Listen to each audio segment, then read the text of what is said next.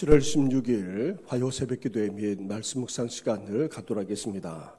찬송가 336장 환난과 핍박 중에도 함께 고백드리겠습니다.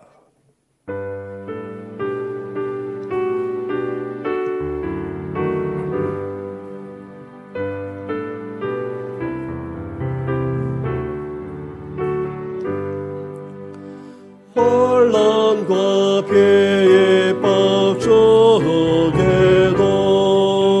성도는 신앙 지켰네. 이 신앙 생각할 때에 기쁨이 충만하도다. 성도의 신앙 따라서 적도록 충성하겠네. 옥중 예배의 성도나 양심은 사유없네. 우리도 고난받으며 죽어도 영광되도다. 성도의 신앙 따라서 적도록 충성하겠네. 성도의 신앙 본받아 원수도 사랑하겠네.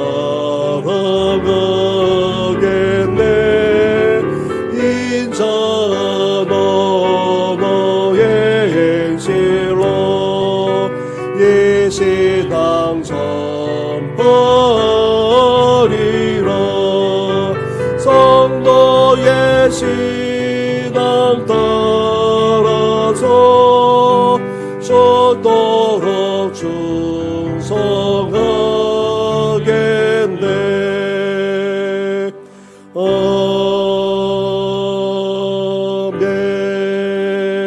아멘. 살아계셔서 오늘도 우리 가운데 역사하시는 전능하신 하나님 아버지, 주님의 모습을 본받아 어떤 상황, 어떤 협력에 있든지 간에 변함없이 신실한 믿음 가운데 거하기를 소망합니다. 충성을 다하기를 소망합니다. 그러나 넘어지고 쓰러지는 저희들입니다. 하나님, 또다시 주님 앞에 고백하며 나아가오니 우리를 장중에 붙들어 주셔서 어떤 상황, 어떤 협력에 있든지 간에 변함없이 신실하게 그리고 충성스럽게 주의 사명을 감당하는, 복음의 사명을 감당하는 우리들 되게 하여 주시옵소서. 이 모든 것 예수님의 이름으로 기도드립니다. 아멘. 계속해서 묵상할 하나님의 말씀은 사도행전 14장의 말씀입니다. 14장 1절부터 7절 말씀입니다. 14장 1절부터 7절까지의 말씀을 한 절씩 교독하도록 하겠습니다. 이에 이고니온에서 두 사도가 함께 유대인의 회당에 들어가 말하니 유대와 헬라의 허다한 무리가 믿더라. 그러나 순종하지 아니하는 유대인들이 이방인들의 마음을 선동하여 형제들에게 악감을 품게 하거늘. 두 사도가 오래 있어 주를 힘입어 담대히 말하니 주께서 그들의 손으로 표적과 기사를 행하게 하여 주사 자기 은혜의 말씀을 증언하시니. 그 시내의 무리가 나뉘어 유대인을 따른 자도 있고 두 사도를 따르는 자도 있는지라. 이방인과 유대인과 그 관리들이 두 사도를 모욕하며 돌로 치려고 달려드니 그들이 알고 도망하여 루가오니아의 두 성 루스드라와 더베와 그 근방으로 가서 함께 같이 하겠습니다. 거기서 복음을 전하니라. 아멘. 1차 선교 여행을 떠난 사도 바울과 바나바가 구볼에 이어서 비시디아 안디옥에서 복음을 전했습니다. 복음의 놀라운 역사가 일어났습니다. 하지만 반대하던 유대인들이 권력자들을 동원하여 핍박함으로 이 비시디아 안독에서 더 이상 머물지 못한 채 말씀도 전하지 못한 채 인근 지역으로 갈 수밖에 없었습니다. 하지만 오히려 어떻게 되었습니까? 복음이 퍼져나가는 계기가 되었습니다. 사도 바울과 바나바는 이고니온에 와서 앞에서처럼 안식일 날 회당에 들어가 이 복음을 전했습니다. 그러자 유대인만 아니라 경건한 헬라인들까지 믿는 놀라운 역사가 여기서도 벌어졌습니다. 이렇게 복음은 능력이 있기에 선포되는 곳마다 놀라운 구원의 역사가 펼쳐지게 됩니다. 그런데 다른 한편으로 구원의 역사만 일어난 것이 아닙니다. 반대 또한 역시 일어났던 것입니다. 복음을 받아들이지 않는 유대인들이 이번에도 반대하고 나섰는데 이방인들의 마음까지 선동하여 악한 감정을 품게 했습니다. 다시 말하면 사도 바울이 전한 복음을 받아들이지 못하도록 온갖 비방과 반대를 일삼았다는 말입니다. 이런 비방과 반대 속에서도 사도 바울과 바나바는 어떻게 했습니까? 3절 말씀입니다. 3절 말씀을 함께 같이 하겠습니다. 시작. 두 사도가 오래 있어 주를 힘입어 담대히 말하니 주께서 그들의 손으로 표적과 기사를 행하게 하여 자기 은혜의 말씀을 증언하시니. 아멘. 유대인들의 계속되는 비방과 핍박에도 불구하고 사도 바울과 바나바는 어땠습니까? 그곳에 오래 머물렀다 그렇게 말합니다. 오래 있었다는 말은 여기에는 사도 바울과 바나바의 의도가 담겨 있습니다. 반대를 피하거나 또 위축될 수 있습니다. 하지만 그 속에서도 두 사람은 견디면서 지냈던 것입니다. 자신들이 생각했던 기간보다도 더 오래, 그것도 의도적으로 상당한 기간 동안 머무르기까지 했던 것입니다. 뿐만 아닙니다. 그러면서 이 두 사람은 어떻게 했습니까? 주님을 힘입어서 복음을 전하기까지 했습니다. 온갖 비방과 반대 속에서 사도 바울과 바나바도 사실 곤욕스럽고 힘들지 않을 수 없었습니다. 그럼에도 불구하고 복음을 전하겠다는 일념으로 주님을 힘입어서 주님이 주시는 은혜와 그 능력으로 감당해 나갔던 것입니다. 그러자 어떤 일이 벌어졌습니까? 주께서 그들의 손으로 표적과 기사를 행하게 하여 주사. 핍박과 반대 속에서도 복음을 감당하고 또 참고 견디면서 머물렀을 때에 주님의 은혜와 능력으로 복음을 감당하게 하셨을 뿐 아니라 주님께서 놀랍게 역사해 주셨던 것입니다. 이들의 손길을 통하여서 놀라운 기적까지 베풀어 주었습니다. 그냥 신비한 기적이 일어난 정도가 아닙니다. 성경은 이를 표적과 기사라 말씀하고 있는데 이 말씀은 복음이 얼마나 능력이 있는지를 나타내는 증거로서의 기적이 벌어졌다는 것을 말하고 있는 것입니다.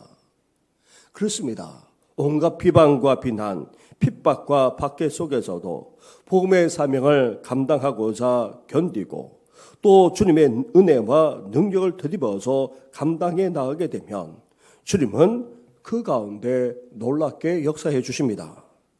그 가운데 주님이 역사해 주시기에 분명한 증거가 나타나게 되고 사람들조차 알 수 있는 놀라운 역사까지 펼쳐지게 되는 것입니다.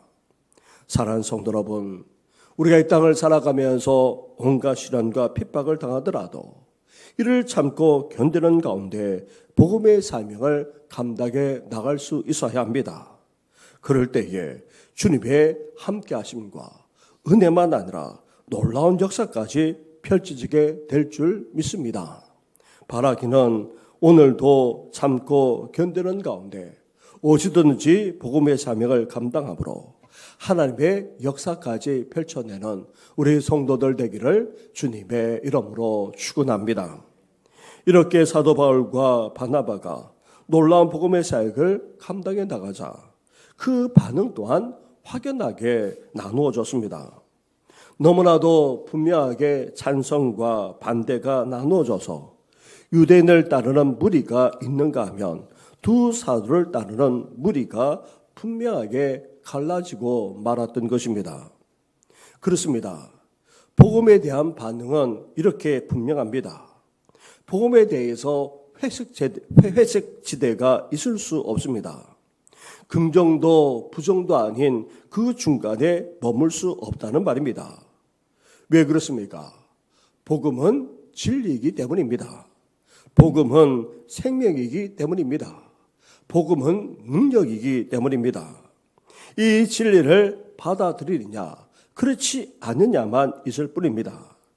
복음은 학문이 아닙니다. 하나의 이론으로 배우는 학문의 영역이 결코 아닙니다. 복음은 역사적인 사실에 근거하면서도 진리를 인정하느냐 반대하느냐 그에 따른 분명한 의사결정을 내리지 않을 수 없습니다. 따라서 복음 앞에서 세상의 반응은 사실 두 가지뿐입니다. 이 복음을 받아들일 것인가 아니면 거부하거나 거절할 것인가 밖에 없는 것입니다. 지금까지 인류 역사는 항상 그렇게 해왔습니다. 앞으로도 그렇게 될 것입니다. 이렇게 복음 앞에서는 모든 것이 분명하게 요구됩니다. 아니, 복음 자체를 들으면 믿음으로 반응할 것인가, 그렇지 않을 것인가 하는 반응밖에 있을 수밖에 없는 것입니다. 그런데 우리 시대를 가리켜서 포스트 모더니즘이다 그렇게 말합니다. 모더니즘, 즉 이성에 근거한 현대주의를 넘어서 감성과 영성이 앞서는 그런 시대를 우리가 살아가고 있습니다. 흑백 논리를 뛰어넘어서 이제 관용의 시대를 살아가고 있다는 말입니다. 모든 것이 좋다 여기면서 좋게 넘어가기를 원하는 그런 시대라 할 수 있습니다. 모든 것이 상대적이고 모든 것이 나름대로 다 진리가 있기에 부딪히지 않고 인정하면서 살아가야 한다는 것이 오늘날의 사회에 팽배해져 있습니다. 그래서 어느 특정 종교를 주장하는 것은 맹신이라고까지 그렇게 여깁니다. 특히 기독교만이 진리라 주장하는 것에 대해 우리 사회는 기독교를 향해 편협하다, 관용적이지 못하다 그렇게 비난하곤 합니다. 그러나 복음은 1세기에도 마찬가지였고 이후 역사를 보더라도 마찬가지였습니다. 아무리 관용을 주장하는 시대를 살아가더라도 마찬가지입니다. 복음 앞에는 두 가지 반응밖에 없습니다. 이 복음을 받아들이든지 아니면 거부하든지 밖에 없습니다. 복음이 생명이기에, 복음이 진리이기에, 복음이 능력이기에 그렇습니다. 그래서 다른 종교가 들어가면 그렇게 문제가 되지 않습니다. 그러나 복음이 들어가면 어떠합니까? 항상 갈등과 분쟁이 생기게 됩니다. 복음이 능력으로, 복음이 생명으로, 복음이 진리로 역사하기 때문인 것입니다. 그런데 두 사도를 비방하고 반대하는 무리가 어떻게까지 하고 있습니까? 5절부터 7절까지 말씀을 한 절씩 교독하도록 하겠습니다. 이방인과 유대인과 그 관리들이 두 사도를 모욕하며 돌로 치려고 달려드니 그들이 알고 도망하여 루가오니아의 두 성 루스드라와 더베와 그 근방으로 가서 같이 하겠습니다. 거기서 복음을 전하니라. 아멘. 반대하는 무리가 하나로 뭉쳤습니다. 유대인만 아니라 이방인들도 나아가 힘을 가진 관리들까지 가세하자 핍박은 강력하게 나타났습니다. 사도 바울과 바나바를 유대인들의 주도로 어떻게 하려고 했습니까? 돌로 쳐 죽이려고 했던 것입니다. 그래서 바울과 바나바는 그런 핍박에 김새를 재고 피했던 것입니다. 이고니온에서 나와 루스드라와 더베 지역으로 갔고 오히려 거기에서도 복음을 전하는 계기가 되었던 것입니다. 참 아이러니가 아닐 수 없습니다. 핍박을 받으면 복음의 위력이 꺾이거나 복음의 능력이 위축되는 것이 아닙니다. 오히려 핍박과 박해로 복음은 더 퍼져나가게 되고 더 힘있게 증거되는 것입니다. 왜 그렇습니까? 복음 자체에 생명력이 있기 때문입니다. 앞에서도 말씀드렸다시피 복음은 진리이기 때문입니다. 복음이 생명이자 능력이기 때문인 것입니다. 사랑하는 성도 여러분, 아무리 핍박하고 박해하더라도 참고 견디면서 최선을 다해 복음을 우리는 끝까지 전할 수 있어야 합니다. 극심한 핍박과 박해로 쫓겨 다른 곳으로 가게 되면 오히려 복음은 확장되는 놀라운 역사가 일어나게 되는 것입니다. 따라서 우리는 어떤 상황, 어떤 형편이든지 간에 이 복음에 충실하면서 하나님의 인도하심대로 하나님이 역사하시는 대로 행하시기를 주님의 이름으로 축원합니다. 우리 말씀을 생각하시면서 이 시간 함께 기도하며 나아가겠습니다. 주신 말씀을 우리가 기억하면서 함께 이 시간 기도하겠고 더불어서 김광수 교우님이 계십니다. 이제 폐암 말기로 거의 어려운 상태에 있는데 맑은 정신 속에서 복음을 받아들이고 또 주일날 영접까지 하셨습니다. 하나님께서 그 영혼을 장중에 붙들어 달라고 기도해 주시고 장구복 교우도 마찬가지입니다. 1년여 동안 우리 교회에 나오셨는데 사실 그분도 폐암이 전이되어져서 뇌로 그렇게 갔고 또 수술까지 받으셨습니다. 여전히 지금 병상에서 병원에 입원해 계십니다. 두 사람의 사람을 하나님께서 장중에 붙들어 달라고 특별히 기도해 주시고 어제부터 입원해서 또 계속해서 항암 치료를 받고 계시는 우리 교회 성도님도 계십니다. 하나님께서 치유의 역사를 베풀어 달라고 우리 함께 기도하며 더불어서 또한 교회학교 여름 행사를 위해서 같이 기도하며 나아가겠습니다. 기도드리겠습니다. 하나님 아버지 감사합니다. 사도 바울이 하나님 아버지 1차 선교를 끝하면서 이제 비스대 한동만 아까 이고니온에 와서 복음을 전했던 모습을 보게 됩니다. 하나님 아버지 이곳에 와서도 아버지 안식일 날 회당에 들어가 아버지 복음을 선포하지 않았습니까? 하나님 아버지 복음을 선포했을 때에 이 복음의 반응에서 받아들이고 영접하는 자가 있는가 하면 하나님 아버지 복음에 대해서 반대하고 핍박을 할 뿐만 아니라 심지어 하나님 아버지 핍박을 가하기까지 하는 것을 아버지 보게 됩니다.